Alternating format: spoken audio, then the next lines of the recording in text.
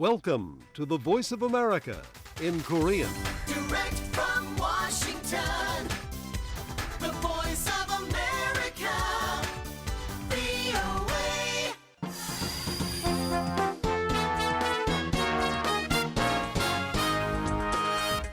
여러분 안녕하십니까? 여기는 미국의 수도 워싱턴에서 보내드리는 VOA 미국의 소리 방송입니다. 지금부터 VOA 한국어 저녁 방송을 시작하겠습니다. VOA 한국어 방송은 매일 아침 3시 30분부터 5시 30분까지 그리고 밤 7시 30분부터 11시 30분까지 두 차례 보내드립니다. 미국의 소리 한국어 방송은 객관적이고 공정하며 포괄적인 한반도와 미국 그리고 세계 소식과 함께 각종 정보와 교양, 오락 등 다양한 프로그램을 전해드리고 있습니다. VOA World News. VOA 세계 뉴스입니다. 일본은 오늘 동중국해 영유권 분쟁에 대해 중국에 확고히 대응해 나갈 것이라고 밝혔습니다. 일본 정부 대변인인 스가 요시히데 관방장관은 오늘 기자회견에서 중국에 동중국해 분쟁을 고조시키지 말 것을 거듭 촉구하겠다며 확고하고 침착하게 대응할 것이라고 밝혔습니다. 스가 장관은 특히 모두 14대의 중국 정부 선박이 최근 며칠 일본이 영해로 간주하는 곳에 14차례나 침범했다며 세관과 이민법 위반으로 단속될 수 있다고 경고했습니다. 스가 장관은 또 중국 선박 12척이 오늘 오전까지도 현장에 남아 있었다며 해안경비대 등 일본 관계기관들이 긴밀히 협조해 대처할 것이라고 강조했습니다. 앞서 중국 외교부 화춘잉 대변인은 지난 6일 성명에서 중국은 동중국해 도서들과 인근 해상에 대해 명백한 주권을 갖고 있다고 밝혔습니다. 파키스탄 서남부 퀘타시의 한 병원에서 오늘 대형 폭탄 테러가 발생해 50여 명이 숨지고 160여 명이 다쳤습니다. 희생자들 대부분은 법조인들로 알려졌으며 경찰관들과 적어도 2명의 언론 종사자들이 사망자에 포함된 것으로 전해졌습니다. 이번 폭발은 변호사 수십 명이 무장괴한의 총격으로 사망한 현지 변호사협회장의 죽음을 애도하고 이에 항의하기 위해 퀘타 시립병원에 모인 직후 발생했습니다. 파키스탄 관리들은 부상자 상당수가 중태여서 사망자 수가 증가할 수 있다고 밝혔습니다. 미국 중앙정보국 CIA에 납치됐었다고 주장한 바 있는 이란의 핵 과학자가 미국을 위해 간첩 행위를 한 혐의로 사형에 처해졌습니다. 이란 관영 이르나 통신에 따르면 이란 사법부 대변인은 어제 기자들에게 핵 과학자 샤흐람 아미리 씨가 1급 비밀에 접근하면서 이란 최대의 적인 미국과 관계를 맺었다고 밝혔습니다. 아미리 씨는 지난 2009년 사우디아라비아로 성지순례를 떠났다가 실종됐습니다. 이란 정부는 미국이 그를 납치한 것이라고 주장했지만 미국은 이를 부인했습니다.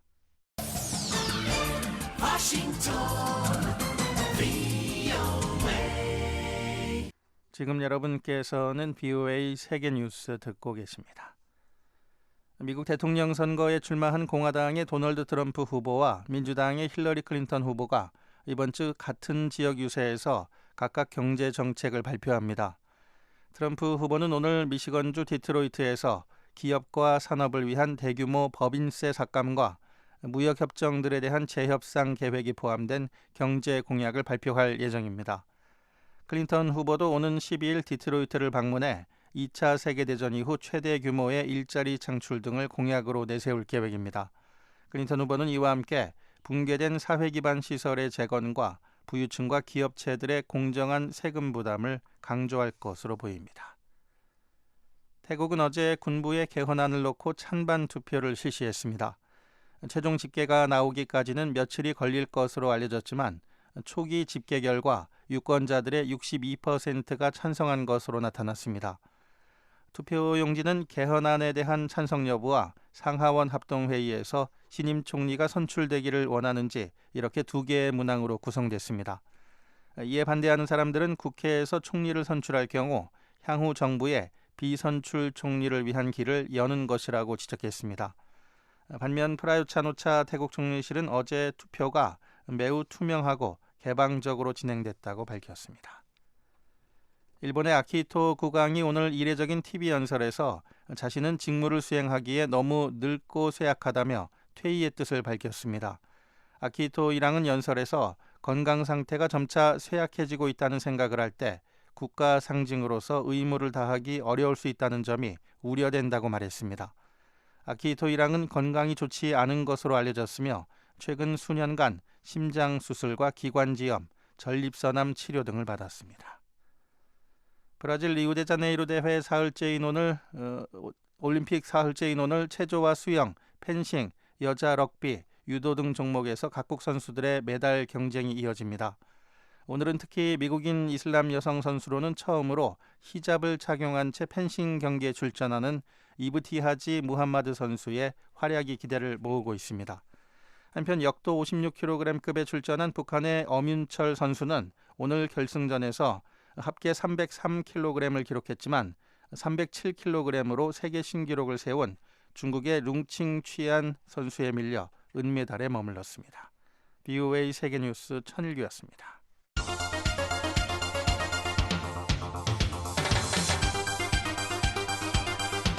VOA News Today.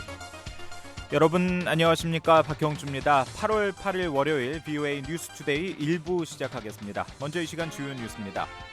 한국 내에서 사드 논란이 가열되고 있는 가운데 박근혜 대통령은 일부 야당 의원들의 중국 방문에 대해 정부의 노력을 전혀 이해하지 못한 것이라고 비판했습니다. 저를 대통령으로 선택해준 국민들을 지키기 위해서는 어떤 비난도 달게 받을 각오가. 북한의 우방국인 아프리카 나라 앙골라가 처음으로 유엔 안보리에 제출한 대북제재 이행 보고서에서 안보리 조사 대상으로 오른 북한 외교관을 주시하고 있다고 언급했습니다. 북한에서 중국 단둥으로 들어가는 화물량이 크게 줄었다고 미국의 시사 주간지 타임이 보도했습니다. 화요일인 내일 북한은 구름이 많습니다. 최저 기온은 12도에서 26도, 낮 최고 기온은 24도에서 33도가 예상됩니다. 바다의 물결은 0.5에서 1.5m로 일겠습니다. 첫 소식입니다. 미국의 고고도 미사일 방어 체계 사드와 관련한 한국 내 파장이 계속되고 있습니다. 박근혜 대통령은 일부 야당 의원들의 중국 방문을 직접적으로 비판했습니다. 또 청와대도 사드 배치를 강도 높게 비판하고 있는 중국 관영 매체에 대한 대응에 나섰습니다. 서울에서 박병영 기자가 보도합니다. 박근혜 한국 대통령은 8일 청와대에서 수석 비서관 회의를 주재한 자리에서 국가 안보에 관한 문제에 대해서는 초당적으로 협력하는 것이 국민의 권한을 위임받은 정치인의 기본적인 책무라고 말했습니다. 박 대통령은 이와 함께 국민의 생명이 달려있는 안보 문제에 있어서는 여야가 따로 있을 수 없고 가치관과 정치적 견해에 따라 다를 수 없다고 강조했습니다. 박 대통령의 발언 내용입니다. 저는 매일같이 거친 항의와 비난을 받고 있지만 저를 대통령으로 선택해준 국민들을 지키기 위해서는 어떤 비난도 달게 받을 각오가 되어 있습니다. 부디 정치권에서 국가와 국민의 안위를 지키기 위한 일에는 함께 협조해 주실 것을 부탁드립니다. 박 대통령은 또 사드 배치와 관련해 북한의 주장과 맥락을 같이 하는 황당한 주장까지 나오고 있다며 일부 야당 의원들의 중국 방문에 우려를 표시했습니다. 특히 박 대통령은 최근 정치권 일부에서 사드 배치로 말미암아 북한이 추가 도발을 해도 할 말이 없게 됐다는 주장을 공개적으로 하는가 하면 사드 배치에 반대하는 일부 의원들이 중국의 입장에 동조하고 있다고 비판했습니다. 정부가 아무런 노력을 하고 있지 않기 때문에 중국을 방문해서 얽힌 문제를 풀겠다고 하는 것은 그동안 정부의 외교적 노력을 전혀 이해하지 못하고 하는 이야기입니다. 박 대통령의 이러한 언급은 야당 의원들의 중국 방문이 사드 문제 해결보다는 남남 갈등 조장과 한국 사회 내부 분열이라는 중국의 외교적 노림수에 활용될 수 있다는 점을 지적한 것이라는 풀입니다. 박 대통령은 또 중국 정부를 직접 거론하지는 않았지만 중국 관영 매체들이 자신의 실명까지 거론하면서 연일 사드 배치 결정을 비판하고 있는 데 대해서도 간접적으로 대응했습니다. 박 대통령은 이미 여러 차례 밝혔듯이 사드는 북한의 점증하는 핵과 미사일 위협으로부터 한국 국민의 생명과 국가를 지키기 위해 내린 불가피한 조치며 국민의 생명을 지키기 위한 대비를 하는 것은 국가라면 당연히 해야 하고 하지 않을 수 없는 자위권적 조치라고 다시 한번 강조했습니다. 사드가 자국의 안보 이익을 침해한다고 주장하는 중국 관영 매체들의 사드 배치는 오로지 북한의 위협으로부터 한반도의 평화와 안전을 위한 방어 목적이며 정당한 자위권 행사라는 점을 다시금 못 박은 것입니다. 이보다 하루 앞선 7일 김성우 청와대 홍보수석은 춘추관에서 중국 관영 매체의 보도와 더불어민주당 의원의 방중에 대한 청와대의 입장을 발표했습니다. 김성우 수석의 발표 내용입니다. 중국 측은 우리의 순수한 방어적인 조치를 문제 삼기 이전에 한반도와 동북아의 평화와 안정을 깨고 있는 북한에 대해서 보다 강력한 문제 제기를 해야 할 것이라 생각합니다. 이번에 방중하는 의원들의 진의가 어디 있든 간에 이분들의 방중 활동이 결과적으로는 중국 측의 입장을 강화하고 우리 내부 분열을 심화시키는 기회가 될 것으로 우려됩니다. 김 수석은 이와 함께 최근 북한의 탄도미사일 발사 등 지속적인 도발에 대해 중국 관영 매체에서 사드 배치 결정이 이러한 도발의 원인이라고 주장하는 것 등은 본말이 전도된 것이라고 비판했습니다. 김 수석은 따라서 북한의 핵과 미사일 위협이 사라지면 사드 배치도 필요 없을 것이라고 강조했습니다. 김 수석은 또 야당 의원들의 중국 방문과 관련해 정상적인 국가라면 자국 국민의 생명을 보호하기 위한 안보 문제와 관련해 이웃 국가들의 눈치를 보는 것이 국민의 위중한 안보 이해를 앞설 수는 없는 것이라고 비판했습니다. 서울에서 VOA 뉴스 박병용입니다. 박근혜 한국 대통령과 청와대 측의 이 같은 대응에 대해 한국 내 전문가들은 이 사드의 한국 배치 배경에는 북한의 핵과 미사일 위협이 있고 또 거기에는 중국의 일정한 책임과 역할이 있는 것을 다시 한번 강조한 것이라고 평가했습니다. 서울에서 한상미 기자가 보도합니다. 박근혜 한국 대통령이 8일 고고도 미사일 방어체계 사드의 주한미군 배치를 둘러싼 중국과 일부 한국 야권 인사들의 움직임을 정면 비판한 건 이들의 사드 논쟁이 도를 넘어 남남 갈등을 부추기고 있다는 우려 때문이라는 분석입니다. 중국 공산당 기관지 인민일보와 자매지인 환구시보 등이 사드 배치 발표 이후 연일 이를 비난하면서 반한 감정을 조장하고 있다는 우려가 많습니다. 이런 가운데 나온 청와대와 박 대통령의 언급은 청와대의 만류에도 불구하고 야권의 초선 의원 6명이 사드 배치 논의를 위해 8일 중국으로 출국하면서 이들의 행보가 중국 측의 사드 반대 명분에 힘을 보탤 수 있다는 염려가 커졌기 때문입니다. 박 대통령의 8일 언급과 관련해 고려대 아세아문제연구소 남광규 교수는 사드 배치와 관련해 국가 이익을 훼손시키고 결국 중국에 이어 북한 편을 드는 행태가 나타나는 데 대한 비판이라고 평가했습니다. 야권에서는 아예 그 6명이 아예 중국을 방문해가지고 사드와 관련된 입장을 얘기한다고 하니까 그건 상당히 황당하죠. 그런 부분에 대한 최고 통수권자의 어떤 그런 불만이 공개적으로 이렇게 나타난 것이 아닌가 이렇게 보여지는데 사드 배치를 둘러싼 최근에 그 우리 사이의 남남 갈등 조장, 특히 일부 야당 의원들의 그 중국을 방문해서 사드 배치에 대해서 했다는 것들 이런 부분에 대한 비판이라고 볼 수가 있죠. 따라서 한국 내 사드 반대 여론이 가라앉지 않은 상황에서 중국 측이 한국 측 야당 의원들의 방문을 사드 철회 여론에 힘을 실을 기회로 활용할 가능성을 경계하겠다는 것이란 풀이입니다. 실제로 환구시보는 6일 한국 야권 인사들의 방중과 관련해 중국 측 의견을 이해하려는 소통의 여행이라고 대대적으로 보도하며 이들 의원의 행보를 사드 비판의 홍보 기회로 활용할 조짐을 보이기도 했습니다. 비공개를 요구한 한 외교안보 전문가는 사드 배치는 중국 위협용이 아닌 북한의 핵과 미사일 위협에 대비하기 위한 것이라며 사드 배치 문제와 한국 안보는 중국과 관련이 있지 않다는 게 바로 박근혜 대통령의 의중일 것이라고 해석했습니다. 이 전문가는 안보 문제는 다른 나라와 협상할 수 있는 게 아니며 한국 정부가 자주적으로 결정한 문제를 다른 국가가 왈가왈부한다는 것 자체가 말이 안 된다며 중국을 비난했습니다. 한국국가전략연구원 문성묵 통일전략센터장은 중국 매체들이 선을 넘는 언동을 하는 가운데 한국 정부의 입장에 반대하는 야권 측 인사들의 중국 방문은 적전분열하는 모습을 보여주는 셈이라고 평가했습니다. 적전분열하는 모습을 보여주는 것이기 때문에 이런 상황들이 확산이 되거나 우리 국민들이 또 그런 거에 자꾸 현혹되면 안 되겠다 하는 판단이 아마 서지 않았을까 생각하는데 사드 그 배경에 북한 핵미사일이 있다고 하는 거 그게 묻혀서는 안 된다. 거기에는 중국의 일정한 책임과 역할이 있다. 그런 얘기를 다시 한번 강조한 걸로 이해해요. 이 밖에도 일부 전문가들은 김충환 전 청와대 비서관의 인민일보 기고문과 정세현 전 통일부 장관의 중국 신화통신 인터뷰 등 일부 야권 인사들이 중국 매체에 사드 반대 입장을 보인 최근 사례들도 청와대가 작심하고 비판에 나선 계기가 됐을 것이란 분석을 내놨습니다. 서울에서 VOA 뉴스 한상미입니다. 다음 소식입니다. 북한의 우방국인 아프리카 나라 앙골라가 처음으로 유엔 안보리에 대북 제재 이행 보고서를 제출했는데요.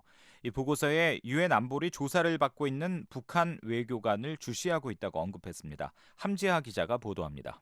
앙골라는 지난달 25일 유엔 안보리에 제출한 대북 제재 이행 보고서에서 외교관을 포함한 북한 국적자 2명의 신상을 공개했습니다. 앙골라는 안보리 결의 2270호가 명시한 추방 대상 외교관은 없는 상태라고 밝혔지만 북한 외교관 김혁찬 씨가 유엔 안보리 산하 대북제재위원회에 조사 대상자로 이름을 올린 사실에 주목하고 있다고 밝혔습니다. 그러면서 김 씨의 생년월일과 외교관 여권 번호를 공개하고 2017년 2월 2일 만료되는 복수 비자를 앙골라 외교부로부터 발급받은 상태라고 확인했습니다. 또 김 씨가 올해 2월 에티오피아의 수도 아디스 아바바를 통해 입국한 사실까지 명시했습니다. 미국의 워싱턴 타임스 신문은 지난해 5월 외교 소식통을 인용해 앙골라 주재 북한 대사관 2등 서기관인 김 씨가 2011년부터 초계정 18대를 만드는 데 필요한 엔진과 부품 수출에 주도적인 역할을 했다고 보도했습니다. 이행 보고서에 공개된 또 다른 북한 국적자는 김광훈 씨로 역시 생년월일과 여권 번호, 비자 번호 등이 명시됐습니다. 다만 김 씨의 비자 만료일은 올해 5월 6일로 이보다 하루 앞선 5일 아랍에미리트 연합의 두바이를 향해 출국했다고 밝혔습니다. 김 씨는 오펙 컴퍼니라는 곳에 근무한다고 이행 보고서는 밝히고 있는데 VOA가 구글 등을 통해 검색한 결과 이 회사는 광산 개발과 관련된 곳이었습니다. 이와는 별도로 이행 보고서는 유엔 안보리의 제재 대상이자 생필 연합회사로 알려진 그린파인 필 무역회사와 베이징 뉴 테크놀로지 무역회사에 추가 정보를 요청했지만 새롭게 드러난 사실은 없다고 밝혔습니다. 당시 워싱턴 타임스 신문에 따르면 이들 두 회사는 외교관 김혁찬 씨가 군수물자를 앙골라로 수출할 당시 이용된 북한 조직입니다. 앙골라는 이번 이행 보고서에서 김현일 앙골라 주재 북한 대사의 실명을 언급해 눈길을 끌기도 했습니다. 이행 보고서에 따르면 김 대사는 지난 3월 30일 언론 성명을 발표했고 이 내용이 앙골라의 통신사인 ANGOP 등에 보도됐습니다. 앙골라 정부는 외교 관계에 관한 빈 협약을 들며 해당 성명에 대해 언급하지 않겠다면서 김 대사가 앙골라 측의 양자협력위원회 재개를 촉구하기 위해 성명을 낸 것으로 해석된다고 밝혔습니다. 그러면서 양국 간 협력위원회가 지난 2006년 이래 열리지 않고 있다는 사실과 함께 이 관계의 출발 역시 제재 국면보다 훨씬 이전인 30여 년 전에 이뤄졌음을 강조했습니다. 앙골라가 이행 보고서를 제출한 건 지난 2006년 안보리 산하 대북제재위원회가 보고서를 접수한 이래 처음입니다. 이는 최근 미국과 한국의 고위 관리 등이 아프리카 내 북한의 우방국을 돌며 적극적인 외교를 펼친 사실과 무관하지 않은 것으로 분석됩니다. 실제로 토머스 컨트리맨 국무부 국제안보 비확산 담당 차관보는 지난 6월 앙골라와 남아프리카 공화국을 방문해 대북 제재의 중요성을 강조했는데 이들 두 나라 모두 이행 보고서를 제출했습니다. 지난 2013년 대북 제재 결의 20945 때까지만 해도 이행 보고서를 제출한 아프리카 나라는 단 한 곳도 없었지만 현재는 우간다까지 모두 3개 나라가 제출을 마쳤습니다. 한편 앙골라는 총 4쪽 분량의 이행 보고서를 통해 광물과 연료, 무기에 대한 수출을 금지하고 북한 화물의 의무 검색과 북한 선박의 입항을 포함한 운용과 대여 행위 금지, 자산 동결 등의 조치를 성실하게 이행하고 있다고 밝혔습니다. VOA 뉴스 함지아입니다. 북한에서 중국 단둥으로 들어가는 화물량이 크게 줄었다고 미국의 시사주간지 타임이 보도했습니다. 또 중국으로 들어가는 담배와 개구리 기름 같은 이 북한 밀수품도 크게 줄었다고 전했습니다. 이현철 기자가 보도합니다. 유엔 안보리의 대북 제재 여파로 북한과 중국 간 교역이 둔화되고 있다고 미국의 시사주간지 타임이 5일 보도했습니다. 이 잡지는 북중 교역의 거점인 단둥발 포도를 통해 북한에서 석탄과 철광석 등을 싣고 단둥으로 들어가는 화물차가 크게 줄었다고 전했습니다. 제재 이전에는 매일 100대 이상의 화물차가 단둥으로 들어왔지만 지금은 20대에서 50대로 줄었다는 겁니다. 아울러 제재로 인해 북한 화물 선박들이 더 이상 중국 항구에 자유롭게 정박할 수 없는 상황이라고 덧붙였습니다. 중국 상무부는 지난 4월 초 안보리 대북 제재 결의에 따라 북한으로부터 석탄과 철, 철광석, 금, 티타늄, 바나듐, 히토류 등의 수입을 금지하는 조치를 발표했습니다. 다만 민생 목적이면서 북한의 핵과 탄도미사일 계획과 관련이 없는 경우 북한산 철과 철광석, 석탄은 수입할 수 있도록 했습니다. 타임은 단둥이 그동안 북한의 들쭉술과 담배, 해삼, 개구리 기름 같은 밀수품들로도 유명했지만 제재 이후 이 분야도 타격을 받고 있다고 전했습니다. 북한 밀수품을 판매하는 단둥의 한 상인은 1kg에 최고 450달러까지 나가던 개구리 기름을 과거에는 50kg도 쉽게 구할 수 있었지만 지금은 5kg도 구하기 힘들게 됐다며 대북 제재로 자신의 사업이 큰 타격을 받았다고 말했습니다. 잡지는 북한 정권 역시 타격을 받고 있다고 덧붙였습니다. 중국은 북한의 유일한 우방으로 북한 무역의 90% 이상을 차지하고 있고 그 대부분이 단둥을 통하기 때문이라는 설명입니다. 단둥의 한 무역상은 북한이 여전히 많은 물건들을 사고 팔고 싶어 한다며 하지만 제재 때문에 북한 회사들의 현금 흐름에 한계가 있고 이는 바로 구매력의 약화를 의미한다고 말했습니다. BOA 뉴스 이현철입니다. 유엔 세계 식량 계획 WFP의 지난달 대북 식량 지원 규모가 최근 5년 이래 가장 낮은 수준으로 떨어졌습니다. 특히 WFP는 이 북한의 밀가루 등 식자재를 운반하는 데 어려움을 겪고 있다고 밝혔습니다. 김현진 기자가 보도합니다.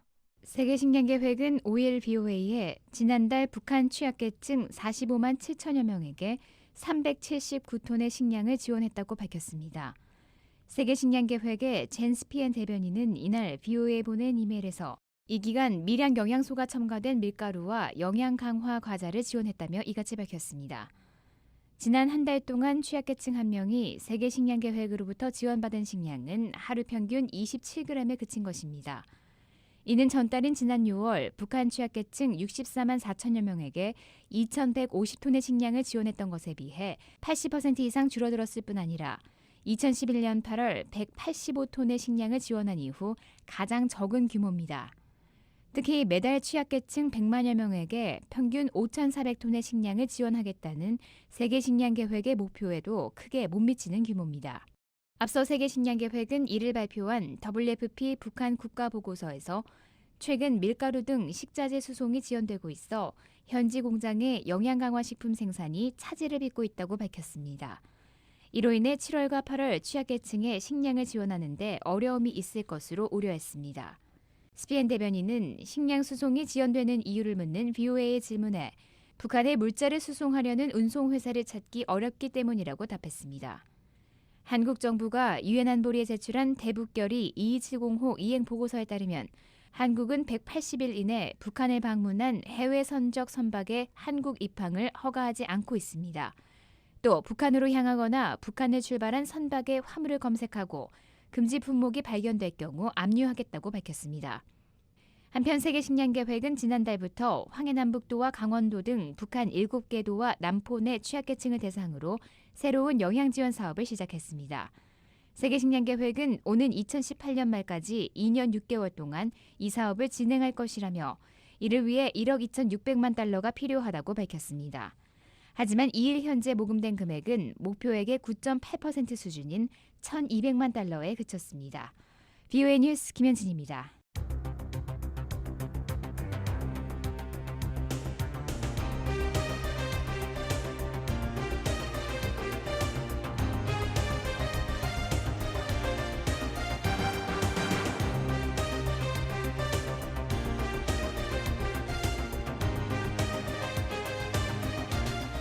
네, 매주 월요일 주요 뉴스의 배경을 들여다보는 뉴스 인사이드 시간입니다.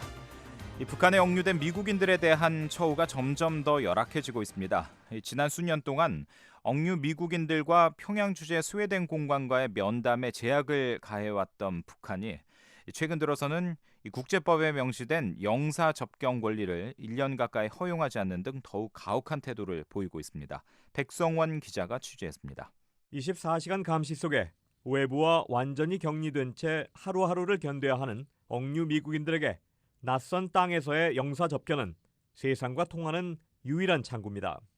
2009년 3월 탈북자 문제를 취재하던 중 체포돼 북한에 142일간 억류됐던 윤아리 전 커런트 TV 기자는 평양 주재 스웨덴 대사와의 첫 대면을 이렇게 회고합니다. 그때 위안이란 말로 표현을 못하죠. 감히 상상도 못했던 누군가가 저희를 와서 봐줄 거라는.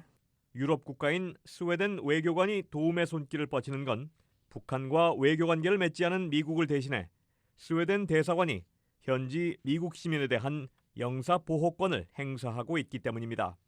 평양 주재 스웨덴 대사와 1등 서기관은 북한의 수감시설, 병원, 수용소 등에 수감된 미국인들을 직접 찾아가 위로하고 가족들의 편지와 책, 그리고 건강이 악화된 이들에겐 의약품까지 전달합니다.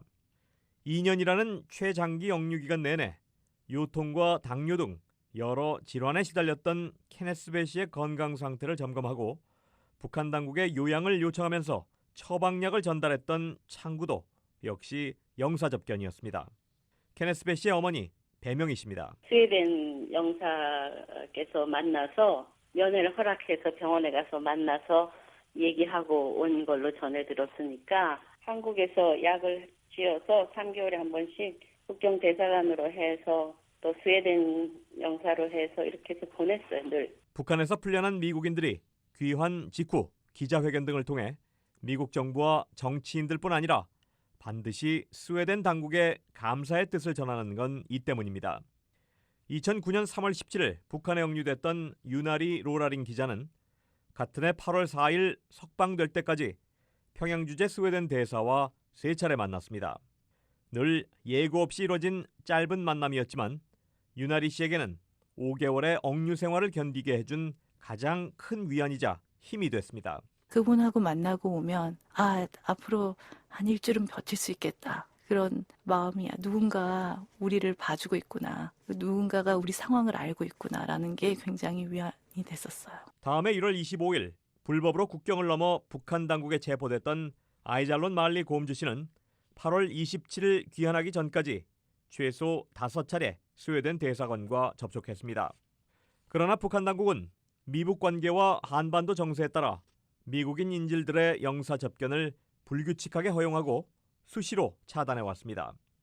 2014년 4월 10일 북한 입국 과정에서 억류된 매튜 토드 밀러 씨는 11월 8일까지 8개월간의 수감 기간 동안 5월 9일과 6월 20일 2차례만 스웨덴 대사관 측의 방문을 받았습니다.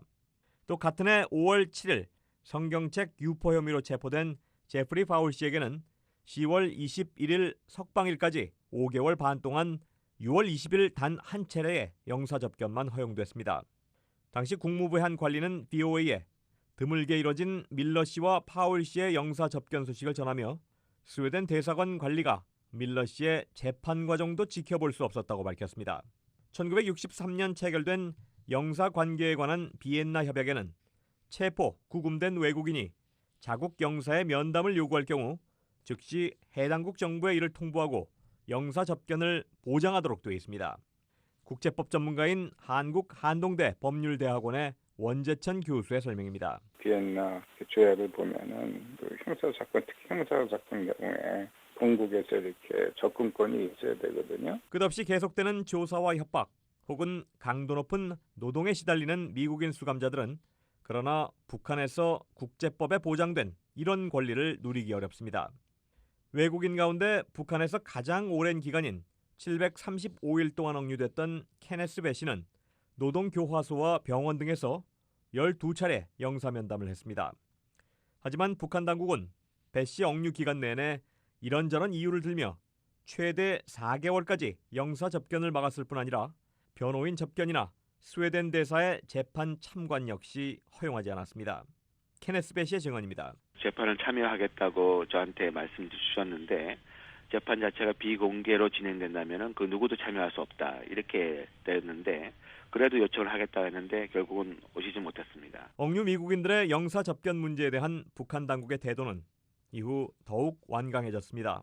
스웨덴 대사관은 올해 1월 2일부터 북한에 억류 중인 미국인 대학생 오토 원비어 씨를 지난 3월 2일 마지막으로 접견했고 지난해 10월 2일 라선 경제무역지대에서 체포된 김동철 씨는 아직까지 단 한 차례도 방문하지 못하고 있는 것으로 알려졌습니다.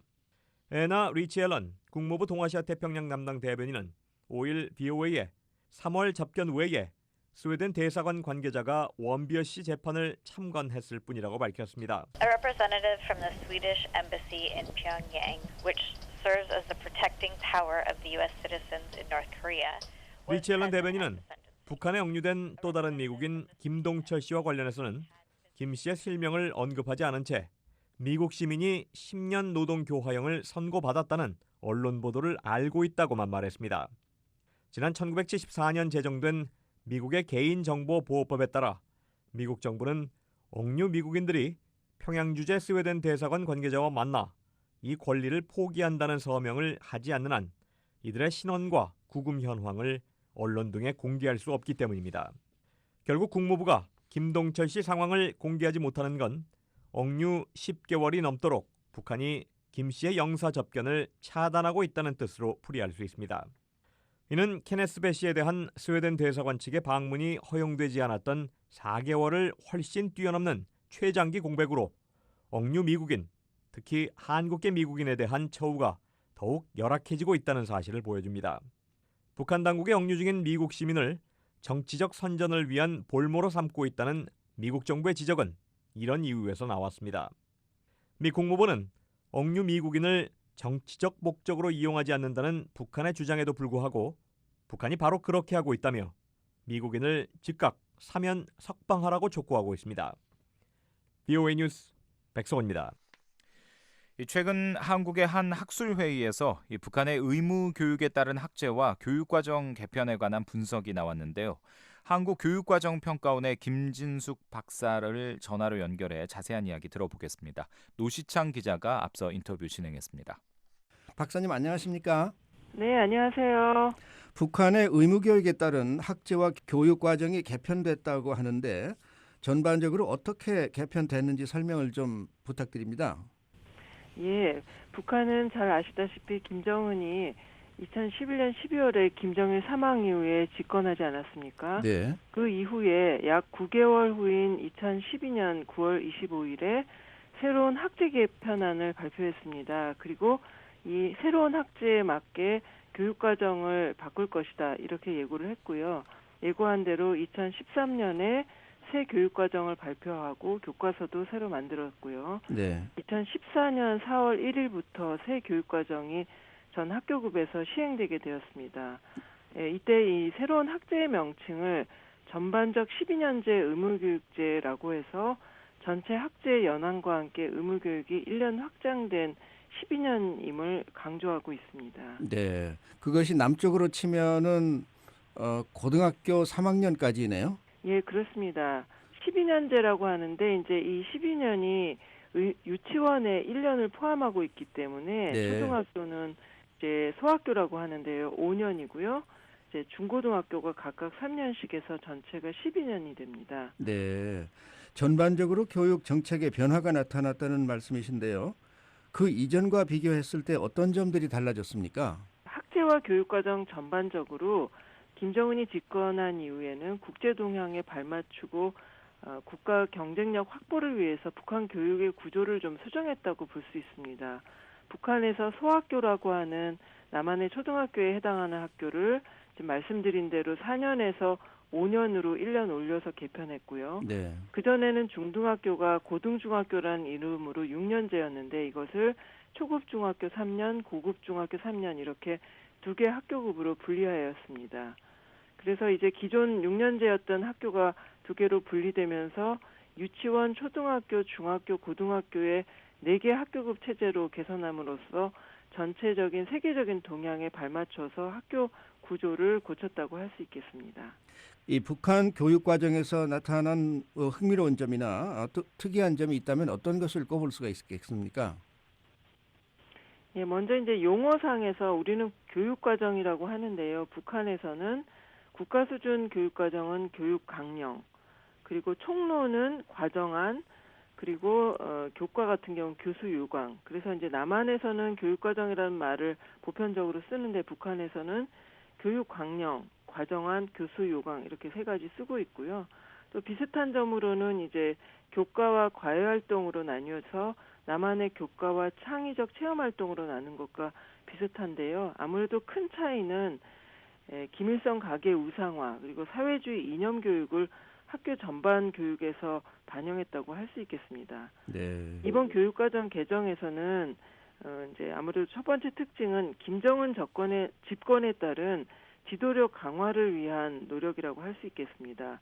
그동안에 이제 김일성 가계 우상화로서 김일성, 김정숙, 김정일 이렇게 세 사람에 따른 교과가 있었습니다. 근데 네. 그 교과 외에 김정은 과목이 하나 추가가 돼서 총 4개 교과가 초중고의 각 학교급별로 일관되게 교육되고 있고요.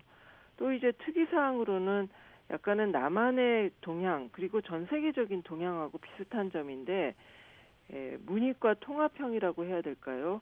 각 그 문과, 이과의 기본 소양 교육을 강조하고 창의 융합형인 인재 양성, 정보기술 강조, 외국어 특히 영어의 강조 이런 부분들이 이번 교육과정 개정에서의 특이사항이라고 할 수 있겠습니다. 그렇군요. 이 북한 당국은 세계에서 가장 긴 무상 의무 교육을 실시하고 있다고 선전을 하고 있는데요. 실제로 북한의 학생들에게 이것이 어떻게 적용이 되고 있는지 또 얼마만큼 북한 주민들이 이 의무 교육을 효과적으로 받아들이고 있는지 그 부분에 대해서도 좀 말씀해 주시죠. 예, 사실 북한의 그 교육 정보에 대해서는 교육계 바깥의 어떤 정보들과 마찬가지로 공식적인 통계 자료 등도 아주 귀하고 그것이 있다 하더라도 신뢰할 수 없는 경우가 많습니다. 그래서 저희는 탈북자들의 경험을 통해서 북한의 현실을 추정하는 경우도 많은데요. 네. 우선 북한에서 말하는 12년의 긴 의무교육이 실효성에 대해서는 의문스러운 점이 많습니다. 아무래도 의무교육이라고 한다면은 이 의무적인 학교를 이제 다니지 않았을 때 어떤 부모에 대한 처벌이나 제재가 있어야 되는데 또 학교를 다닐 수 있도록 지원이 충분해야 되는데 탈북자들 경험 중에 특별히 이제 함경도 출신 탈북자들이 이제 많지 않습니까? 근데 네. 함경도 출신의 그런 어려운 경제 형편에 있던 학생들은 학교를 다니는 둥 마는 둥 이렇게 한 학생들도 많은데 별다른 제재는 없었다. 따라서 학교를 의무적으로 다니는 것에 대한 어떤 지원이라든가 다니지 않았을 때 제재 같은 건 거의 없다는 진술을 꽤 많이 들을 수 있습니다. 그리고 이제 객관적으로 보더라도 북한이 지금 굉장히 어려운 경제 그 형편에 있는데 그 평양 위주의 엘리트나 그 지역 편차가 큰 북한의 현실에서 전국의 유초 중등교육 전체를 12년을 의무교육화했다라는 것은 김정은 정권의 치적으로 홍보하는 측면이 더 많은 정책이고 실효성은 사실상 떨어지는 것으로 그렇게 평가되고 있습니다. 네. 자, 박사님 오늘 말씀 감사합니다. 네, 감사합니다. 네, 지금까지 북한의 의무 교육에 따른 학제와 또 교육과정 개편에 대해서 한국교육과정평가원 김진숙 박사와 함께 이야기 나눴습니다.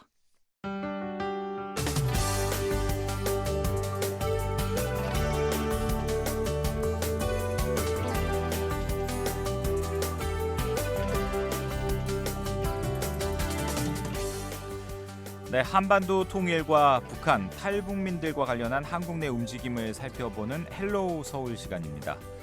이 북한에 고향을 둔 실향민 2, 3세들이 통일을 염원하는 국토 대행진에 나섰습니다. 한 걸음 한 걸음 통일의 발걸음을 내디딘 이들을 박은정 기자가 만나봤습니다. 개성공단이 지금 문을 닫았잖아요. 그래서 지금 못 가고 있는데 여러분들한테 개성공단을 5일 이부고도청 강당, 실향민 2, 3세대가 함께하는 통일염원 국토 대행진 발대식이 열렸습니다. 통일염원 국토대행진은 이북고도위원회의 함경남도 중앙청년회가 지난 1993년부터 올해까지 매년 개최하는 행사인데요. 올해는 8월 5일부터 6일까지 1박 2일간 파주시 일원을 행진했습니다. 함경남도 중앙청년회의 안준호 회장입니다. 저희 국토대행진은 1993년도부터 시작을 해서 올해로 23년째를 맞이하고 있는 그 행사입니다. 대한민국의 곳곳을 걸어서 횡단과 종단을 반복을 하면서 고향 잃은 부모님들의 서름이라든지 그런 것을 함께 느껴보고자 이 행사를 진행하게 되었습니다. 그동안에는 2박 3일이건 3박 4일이건 주로 걷는 데 위주를 뒀었는데 이번 행사는 조금 더 고향에 대해서 많이 알 수 있도록 교육을 할 수 있는 그런 강연과 그런 체험학습을 중심으로 많이 프로그램을 진행했습니다. 부모 세대도 마찬가지로 전쟁을 경험하지 못하는 세대들입니다. 근데 이 3세들은 오죽하겠습니까? 그럼에도 불구하고 우리는 할아버지들 세대, 실향민이라고 하는 그 아픔을 가슴에 가지고 이 아이들에게 그 고향이 어떤 것인지를 좀 알려주고자 이런 행사를 기획하게 됐습니다. 벌써 23년째 진행하는 행사지만 매년 다른 지역을 견학 행진하는 만큼 회가 거듭될수록 느끼는 점이 다른데요. 해마다 2세대보다는 3세대의 참가자들이 늘어갑니다. 실향민 2세대들은 자녀들이 국토대행진을 통해 평화통일의 의지를 다지게 되길 바라는 마음을 전했습니다. 행군 단장인 김어환 씨, 그리고 아들과 함께 참가한 박성영 씨입니다. 저희가 벌써 이게 23년째 하고 있어가지고요. 해마다 느끼는 게 다르죠. 근데 올해는 좀 또 우리가 임진각으로 조금 통일의 다리를 걷다 보니까 아무래도 다른 데보다는 감회가 틀립니다. 예전에 이제 우리 어머님, 아버님, 그리고 또 우리 할아버지, 할머니들이 자유를 찾아가지고 그걸 항상 느끼고 있죠. 이걸 통해서 끊어진 우리나라가 지금 분단된 상태이니까 이걸 위해서 우리가 이제 앞으로 통일에 대한 생각을 많이 가졌으면 좋겠습니다. 그러니까 아버님은 여기에 저를 소개를 안 해주셔가지고 이유는 모르겠는데, 근데 이제 통일되면 이제 모르잖아요. 이제 아버님만 혼자 오셨기 때문에 어쨌거나 이제 뿌리를 찾아야 되니까. 그래서 아들 데리고 가능하면 참석하려고 그래요. 쉽지는 않은데 이제 좋은 경험인 것 같아요. 왜냐하면 요즘에 이런 조금 힘든 것들 잘 안 하려고 그러니까 이렇게 조금 힘든 것도 좀 해보고, 그렇게 학생들이 예전에 비해서는 체력이 좀 떨어지는 것 같아요. 그러다 보니까 아마 우리 주최 측에서도 자꾸 이렇게 조금씩 줄이긴 하는데 어쨌든 좋은 경험이 될 것 같아서요. 학원 빼고 그냥 억지로 데리고 왔습니다. 어쨌거나 이제 앞으로 통일이 돼야 되는데 그래도 통일을 해야 된다는 거, 그런 거를 좀 많이 느꼈으면 하는 그런 생각에서 많이 데리고 와요. 올해 처음 참여한 학생도 있지만 대체로 몇 년 동안 참여한 사람들이 많은데요. 27살의 청년인 최현석 씨는 초등학교 때부터 매년 거르지 않고 국토대행진에 참여하고 있습니다. 매년 해왔던 거라 항상 설레고 언제나 열심히 해야겠다는 사명감을 가지고 하고 있어요. 박물관이나 이런 데 가다 보면 흔적들이나 이런 게 남아있잖아요. 그런 거 보면 이제 더 뼈저리게 와 닿긴 하죠. 실향민인 할아버지 할머니를 보면서 통일에 대한 생각을 많이 하게 됐다는 학생들.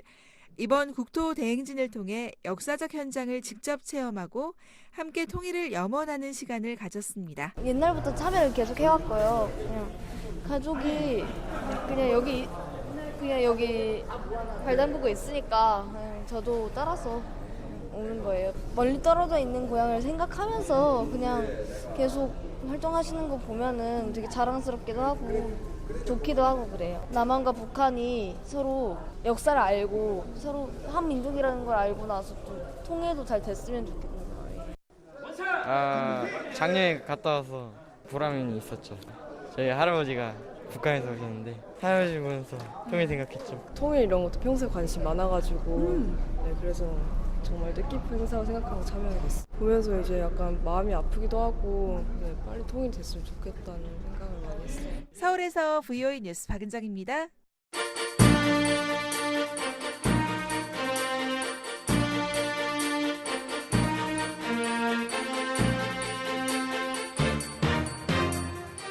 네, 한국의 이모저모를 알아보는 시간이죠. 서울통신입니다. 도성민 기자 연결하겠습니다. 도성민 기자 안녕하세요. 안녕하십니까. 서울입니다. 네, 한국은 지금 잠 못 이루는 열대야가 이어지고 있다고 하는데요. 그나마 그 브라질 리우 올림픽에서 전해지는 한국 선수들의 승전보가 청량제 역할을 하고 있을 것 같습니다. 올림픽 소식부터 준비하셨죠? 네. 브라질 현지는 이제 대회 시작 3일차 아침이 시작됩니다만 한국 사람들은 벌써 이 한국 선수들이 딴 메달 수에 눈길을 보내고 있습니다. 네. 밤을 새워가면서 또 새벽잠을 설쳐가면서 지켜본 이 한국 선수들의 활약이 메달 성과로 이어지고 있기 때문인데요. 한국의 지금 순위 금 2, 은 2, 동메달 1개로 이탈리아에 이어서 종합순위 5번째 자리에 올라 있습니다. 네, 금메달 2개. 이게 모두 남녀 양궁 단체전에서 나온 거라고요? 네네. 남자 선수들은 미국을 제치고 금메달을 땄고요. 여자 선수들은 러시아를 제치고 황금 관역을 뚫었습니다. 예. 미국을 6대 0으로 완파한 한국 남자 양궁, 이 국제 양궁 연맹이 금메달 경기 중 역대 올림픽 최고 경기 중 하나다 이렇게 평가를 했고요. 네. 여자 양궁은 말할 나위가 없습니다. 1988년도 서울 올림픽에서부터 지금까지 무려 8차례 연속 최고 자리에 올라가는 대기록을 달성했습니다. 예, 정말 8연패는 대단한 기록인 것 같습니다. 어떤 종목을 보더라도 이 정도의 기록을 달성하기가 쉽지 않을 것 같은데 네. 한국의 양궁 선수들의 실력은 이미 정평이 나 있는데 이렇게 최고의 자리를 지키기 위한 노력과 지원도 대단했다고 하더라고요. 네, 한국 양궁은 언젠가부터 당연하게 금메달을 따야 되는 그런 효자 종목으로 인식하고 있습니다. 네. 10점 관역을 맞추면은 당연하고 잘한다. 8점에서 조금만 내려가면 아니 이런 실수가 이 정도 생각할 정도입니다. 지난 런던 올림픽 때 미국의 단체전 금메달을 내줬던 남자 양궁 이번에 그 금메달을 되찾기 위해서 또 여자 선수들도 세계 정상을 지키기 위해서 그 심박수까지 관리하는 집중도 훈련을 했고요. 네. 지금 브라질 현지에서는 선수촌에서 경기장까지가 한 35km 이동 거리랍니다. 제법 되는군요. 네네. 선수들한테는 이 컨디션 조절이 아주 중요한 때인데 그래서 한국 양궁협회가 경기장 인근에 대형 버스와 컨테이너 박스를 이용해서 휴식할 수 있는 최고의 또 별도 공간을 마련했다는데 네. 이런 소식들이 브라질 현지에서 다른 나라의 취재진들한테도 모두 관심이었다. 이 소식이 다시 한국에 전해지면서 한국 사람들이 좀 뿌듯해하는 그런 느낌의 소식이 되고 있습니다. 네.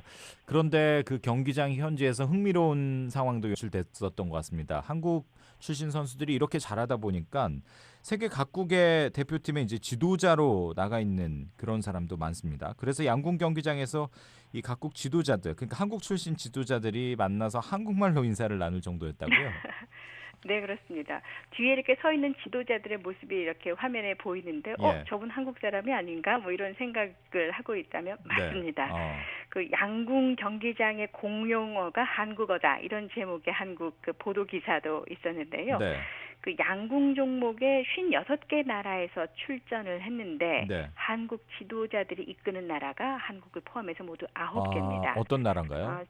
예, 아까 조금 전에 말씀해드렸던 그 남자 단체 은메달단 미국도 한국인 지도자가 있고요. 네. 대만 여자팀, 멕시코는 남녀 모두 있습니다. 예. 스페인도 남녀 모두, 이란, 일본 양궁팀에도 한국 지도자가 있고요. 이번에 그 와일드 카드로 진출한 말라위가 있는데 이곳에도 한국인 감독이 가 있습니다. 그 경기장에서 만난 지도자들이 서로 한국말로 안부를 묻다가도 경기가 시작되면은 소속 국가 선수들에 집중했다 이런 후문도 전해지고 있습니다. 그리고 그 베트남의 사상 첫 올림픽 금메달을 안겨준 사격 부문이 있는데요. 이 사격도 역시 한국인 지도자가 있습니다. 중국 유도, 필리핀 탁구, 일본 배드민턴, 16개 나라 7개 종목에서 활약하고 있는 이 18명의 한국인 지도자들, 선수들 못지않게 지금 한국 지도자 한류의 주인공으로 주목을 받고 있습니다. 네. 자, 이어서 폭염 소식도 빼놓을 수 없을 것 같습니다. 더위 지수는 계속 치솟고 전력 사용량도 같이 덩달아서 치솟아서 비상 상황에 가까울 정도였다는데 자세한 소식 전해주시겠습니까? 네, 폭염이 절정입니다. 폭염이 고비를 맞고 있다는 소식 지금 몇 주째 전해드리고 있는 것 같습니다. 네. 올림픽에 경기에 나간 것이 아닌가 싶을 정도로 계속 최고 수치를 기록하고 있는데요. 오늘 서울의 공식 낮 최고 기온은 35.4도였는데 실제 거리에서 재보니 37도가 넘더라 아유. 이런 보도들이 이어지고 있습니다. 네. 강원도 홍천이 36.6도인데 그나마 좀 나은 편입니다. 경북 지역에 37도가 넘고 경남 합천에 37.5도가 넘는 등 네.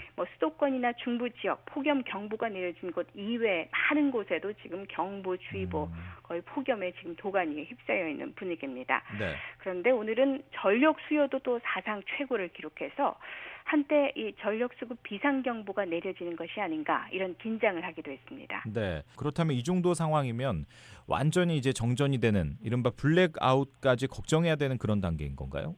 네네. 블랙아웃이 되지 않기 위해서 전력 수급량을 조절하는 그 첫 번째 단계가 되는 겁니다. 예. 사실 한국도 아직 직접적으로 그 블랙아웃을 경험한 적은 없습니다. 하지만 유사한 상황까지 갔던 적이 있기 때문에 네. 이 전력 비상에 대한 관심이 높은 편인데요. 한국 정부에서는 폭염 때문에 이 전력 수급 상황을 예의주시하고 있지만 지난주에 휴가에 들어갔던 산업체들이 다시 다 복귀를 하면서 지금 네. 급격히 올라간 전력 수요에 지금 여러 가지 고민을 하고 있습니다. 그 시운전 중인 발전소가 있는데 한 4곳의 생산 전력을 좀 운영하는 방안이 어떨까 이런 것도 고민하고 있고요. 네. 그 최단 시간 안에 발전이 가능한 수력 발전소에 물을 가득 채워서 지금 대기를 하고 있는 상황이다. 이런 그렇군요. 소식도 전해지고 있습니다. 그런데 이렇게 그 폭염이 계속되면서 전기세 논란을 가중시켰다 이런 소식이 있는데 이건 무슨 얘기일까요? 네, 어떻게 보면은 한국의 일반 그 국민들, 서민들에게는 가장 그 직접적인 폭염에 관련된 문제일 수도 있습니다. 예. 그 한국에서는 가정용 전기하고 산업용 전기에 서로 다른 요금 체계를 적용하고 있습니다. 네. 이 체계가 만들어진 것이 1970년대여서 이 요금제를 시대에 맞게 바꾸어야 한다 이런 목소리가 계속 나왔었는데요. 예. 이 올여름 폭염 때문에 그 목소리가 사회적 논란이 될 만큼 사람들의 어떤 호응, 이 얘기의 어떤 대상이 되고 있습니다. 아, 그렇군요. 어떤 얘기인지 좀 더 자세히 전해 주시겠습니까? 네.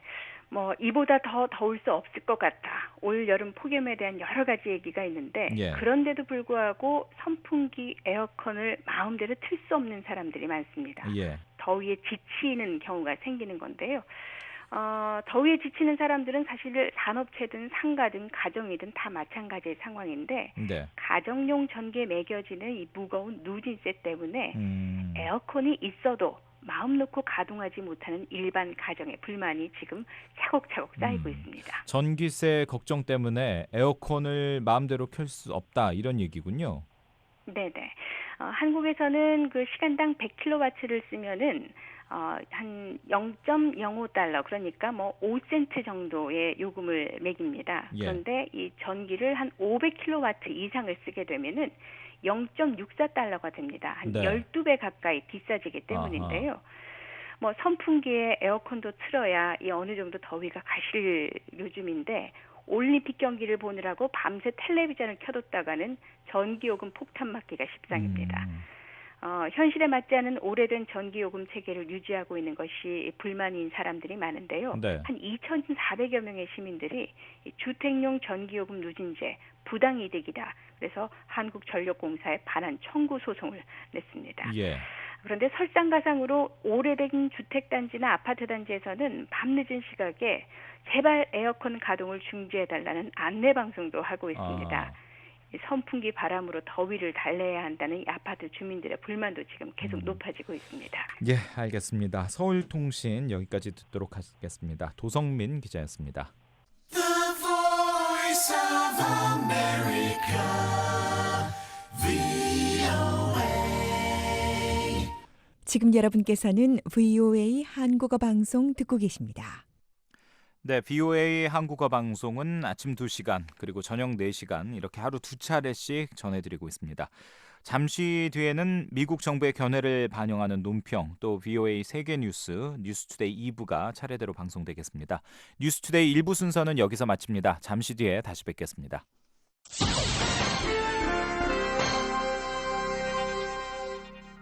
미국 정부의 견해를 반영하는 논평입니다.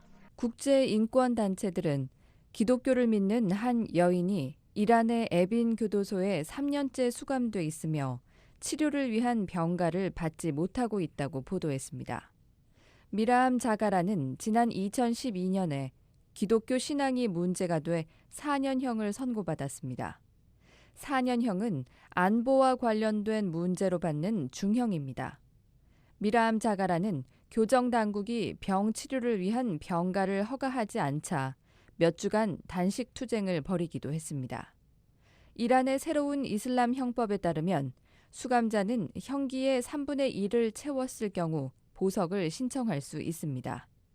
미라암 자가라는 심장병 외에도 귀에 질환이 있으며 또 다른 심각한 질병이 있는 것으로 알려졌습니다. 또 그녀는 교도소 의무실의 부실한 치료에 불만을 표해왔습니다. 국제인권단체인 앰네스티 인터내셔널과 미 국무부는 이란 당국이 양심범과 정치범에 대해 적절한 치료를 거부하는 것을 비난했습니다.